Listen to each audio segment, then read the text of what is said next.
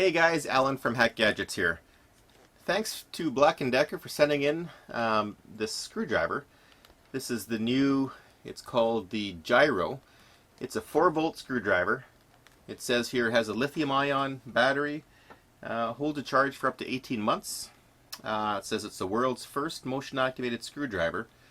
And it's packaged quite interestingly. It has a thing here that says grip to activate. And on the front it says "Try me," so it's it's a great intuitive package, so that somebody that's doesn't really know what this is, or maybe is used to these little screwdrivers where they have a forward and reverse button on it.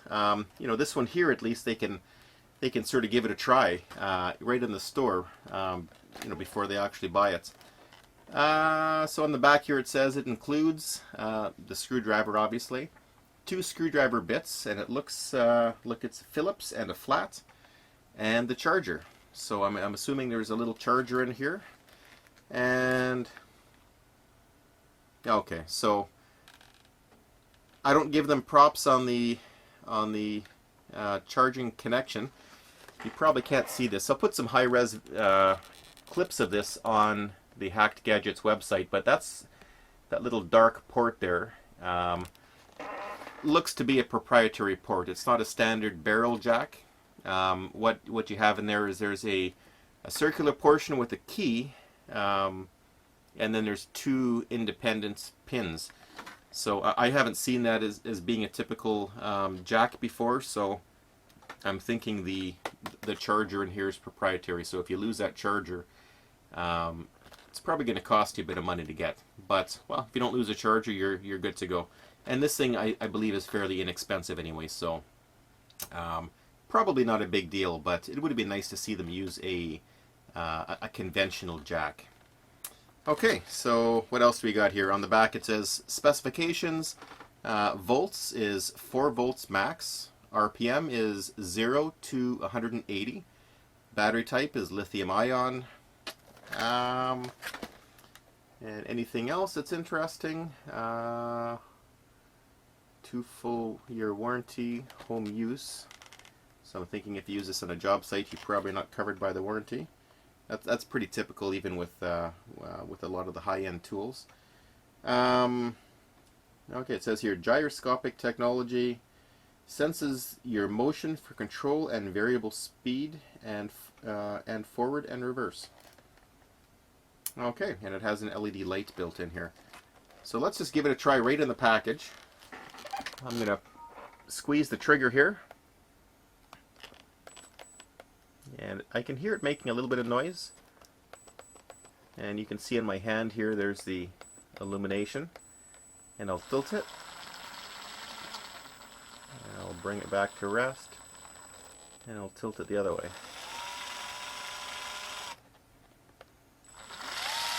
And obviously I've tried this already because, well, it's so convenient to try it right in the package, and it works amazingly well. So we'll have a second video where we actually take this apart and we take a look at how it works, what it's made of on the inside, and as you can see, you can push it at any orientation, and that becomes sort of the start position, and then you can turn it from there.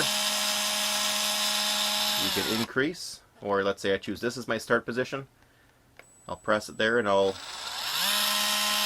crank it that way. I'll bring it back to the start.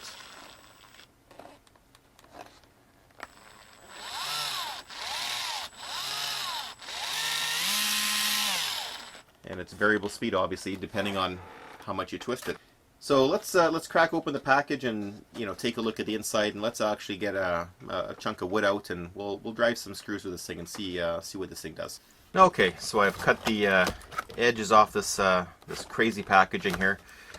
I guess everybody uses it, but well, I don't know if you can see that little mark there. Yeah, it drew some blood. So this stuff is sharp. Be careful when you're using it.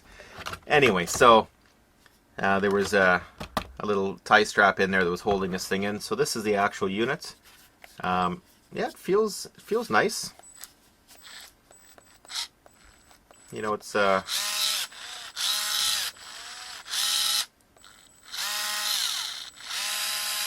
It's palm shaped, so as long as your hand is large enough, this probably wouldn't work for a child, but neither would a standard drill.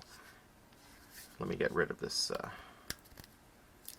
this grip to activate. Okay, so this is the actual drill itself. Let's see what else we get in here.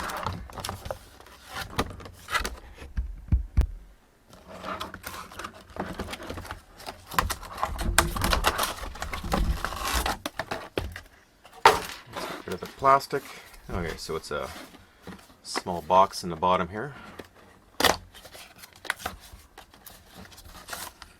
Some instructions. There's the bits.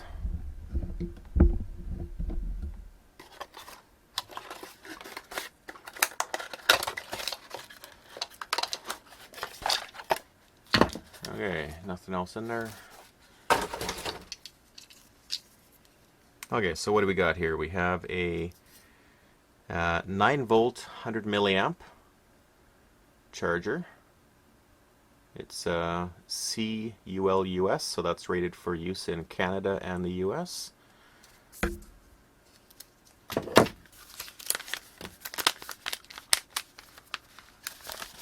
Okay, and geez, we have actually quite a thick manual for a screwdriver. It seems to be quite self-explanatory, but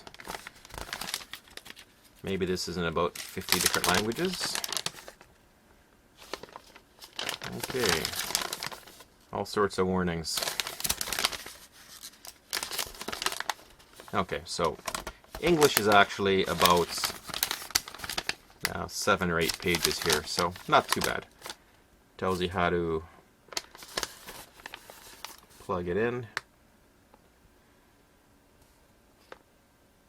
Oh, interesting. So there is some smarts here. It says the battery, the low battery indication will actually pulse the LED rapidly to indicate that it's needing charging. There's a high temperature indication.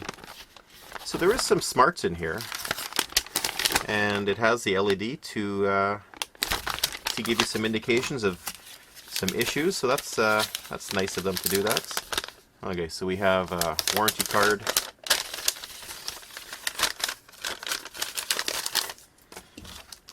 And we have our additional bit. So this is obviously the Phillips. That'll be number 2, I'm sure.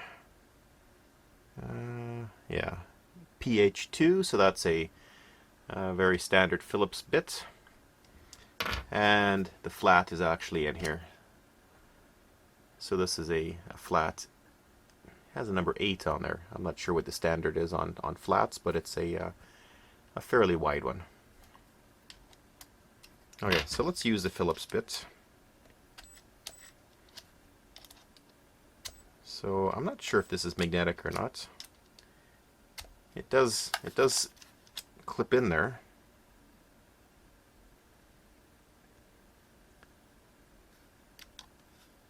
It snaps in pretty nice. It's not going to fall out, so it must be magnetic. But it doesn't just snap in. Doesn't fall in, snap in.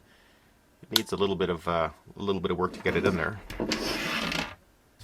Okay, and I just have some scraps of wood here,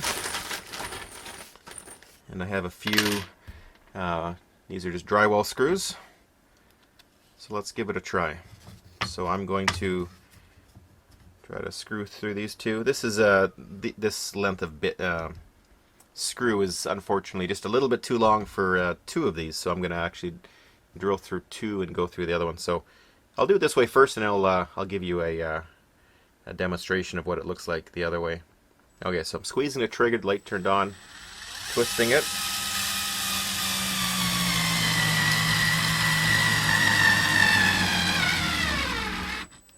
Okay, so it's, and I'm going to reverse it out. So I'm not sure how much of a charge this has. This just, has not been touched, obviously. This just is how it came out of the package. So I'm not sure if this is half dead or 25% or what it is. So, and I didn't expect this to drive it like it would, like a drill. and it didn't. It obviously struggled a lot more than a a large powerful drill would. But this might also not be the ideal thing for this. You know, I used to use this in industry, not this one, but something similar, taking screws out of junction boxes. So those are threaded. So all you're wanting to do is just basically, instead of using a screwdriver and twisting and twisting and twisting, you're using this to spin it out. There's no resistance behind it because it is a threaded screw going into a threaded housing. But so this is actually driving quite hard. So let me get a different angle here so you can see what we're doing. Okay, so let's give it a try. This is where I screwed in last time. Let me move over a little bit and do that again. Okay, so I'm popping it in, positioning it, squeezing the trigger, light turns on, and I'm going to crank it.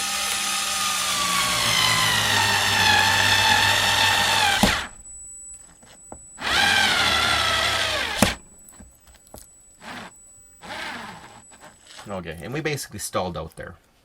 Let me reverse it out.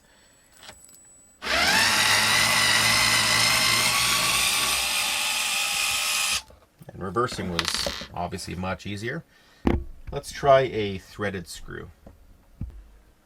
Okay, so I'm thinking this is probably the more typical application. Doing something, this is just a standard junction box. This is a plug, and this is a plug cover. So let's give this a try. What we have here is just a standard Phillips. So we're going to mount this to the junction box. Okay, so I'm going to pop it on here, and works real good. Let's give this a try. Okay. And I'll try this one over here. Oops.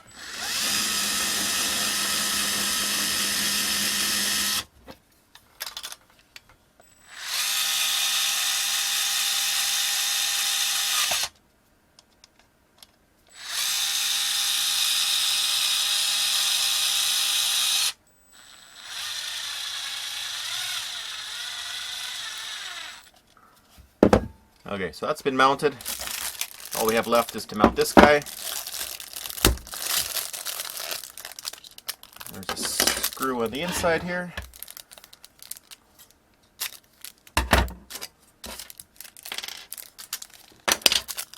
And this is a flat blade. So I'll switch. Put the flat blade in. Let's mount this in place. I'll start it with my finger a little bit. And so this is quite a delicate job. You need to finesse it in. If you crank these in too hard, you'll actually crack them. So let's just see if I can do this here without cracking it. So I'm going to squeeze the handle. Light turns on. I'm going to just gently screw this in. I'm just backing off here. There we go. On nice and securely. So seems to work quite well for this for sure. I'm sure I could mount these all day long on a charge. Not so good on driving drywall screws. Now I'll charge this thing up and see if maybe this is just it didn't come with a full battery because it hasn't been charged up. And I'll try the drywall screw test again and see if it fares any different. Okay, so the unit's on charge. I just had a quick look through the manual here, and so as noted before, we have the different indications. So basically the low battery indication, it will flash rapidly for 5 seconds to indicate low battery. If it goes into a high temperature, it'll flash slowly for 5 seconds to indicate that it has reached that. And it mentions here if you're drilling for more than I believe it's 45 seconds of continuous operation, it'll actually shut down and flash rapidly for 5 seconds. So I'm not sure how you, well, I guess if you know if you've been using it for more than 45 seconds.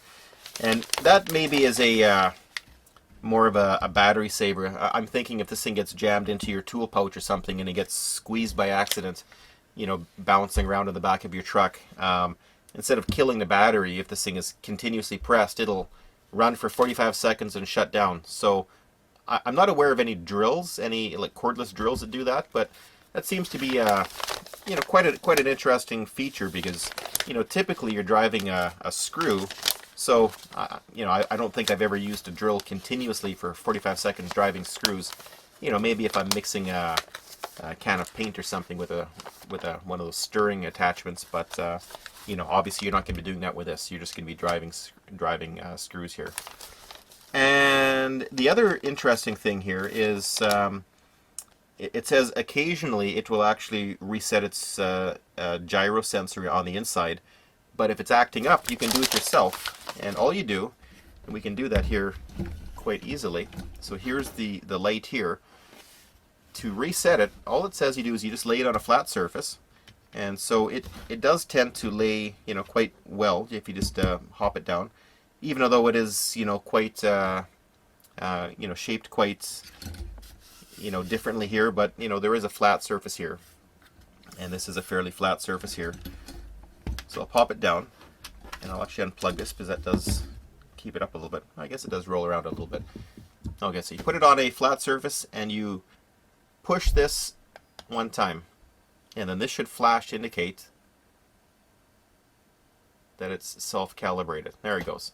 So that flash basically says that, or not self-calibrated, that you've manually told it to calibrate. We'll do that one more time.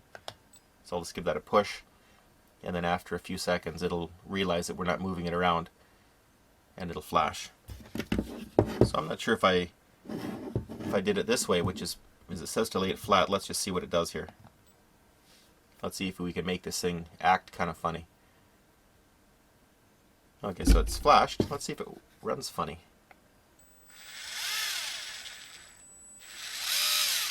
Now it seems to still work properly. So I'm not exactly sure what that is calibrating. Let's see if we do it upright. Let's see if we can get some weird operation. Okay, pushed it once and I'm holding it steady. Okay, what does this do now?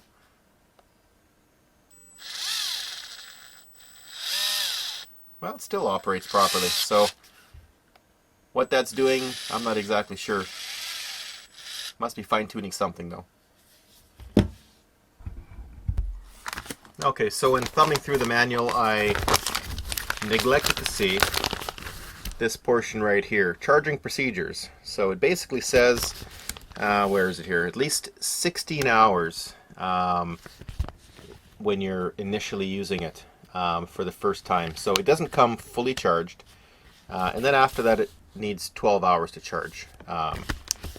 So I hadn't done that last time, so now this thing is being charged for its full charge, full initial charge, and I haven't even tried it yet, so we can see what it does. I'll do 2 shots again. I'll screw this in from overhead, and then I'll do it again from below.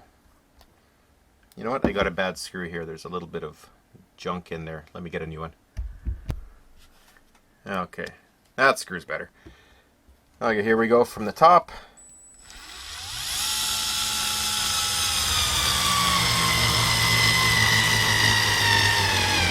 Okay, we got lots more jam. I'll take it out.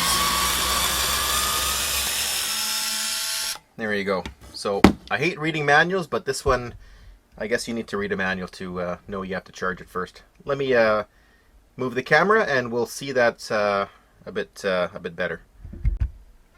Okay, here we go.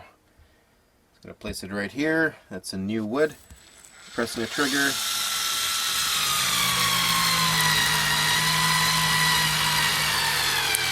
All the way in. And all the way out. There we go. That works way better. Okay, so it works good. I'm not sure exactly how long it'll last, but I'm sure, the battery's quite large, so I'm sure it'll last just as long as the other models. Now my overall impression of this, the handle could be a bit more ergonomic, I think. Just if I was using this for a long time, this bottom piece, this little stub here, this piece, it just doesn't feel exactly as comfortable as it should. It just sort of feels like it's gonna, like, it's very rubberized, but it just feels like it wants to slip out a little bit, So, and that's just maybe my hands. My hands are fairly large, so maybe it's just not designed for my hand in mind.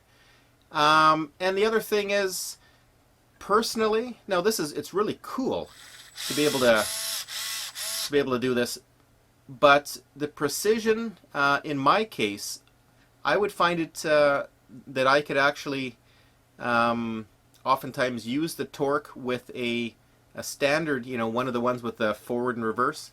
If you're sort of driving it, and you can sort of fine tune it by actually spinning it, is what I've found when I've used those. If you just want to snug something up. This one, I'm sure it'll do the job, but for me, it would take a bit more getting used to fine tune something. So, I personally, if it was for the same price, one of these or a standard one, and everything else was identical, I would personally go for the standard one with a forward and reverse trigger. However, that being said, this might actually have some other applications. If you remotely mounted the motor onto something, I'm thinking maybe like a wire winder or something for, something small. It's not a very powerful motor. And then it'd be kind of neat to actually use this as some sort of throttle. I don't know. There's lots of really cool applications for this thing, and it's actually fairly inexpensive. So the DIY hobby market for this thing for extra applications might be pretty big. But so for me, I would say it works good. It's solid, so I think it would really last. The battery's good, but I'm going to pass personally. So that's been a review from Hacked Gadgets. We'll see you on the next one.